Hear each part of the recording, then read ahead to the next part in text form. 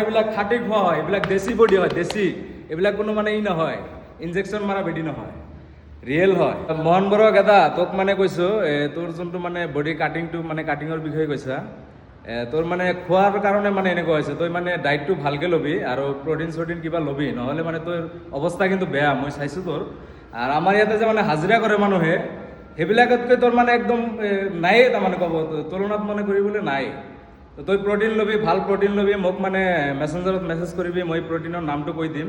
তই খোৱা বোৱা কৰ ভাই, তোৰ অৱস্থা বহুত বেয়া। আৰু এইটো মোৰ চেষ্টটো চা কিমান আছে, ইঞ্চি আছে চাবি। তো এইটো মাপ কৰি দে, চা কিমান ইঞ্চি, এইটো চেষ্টটো চাবি হা,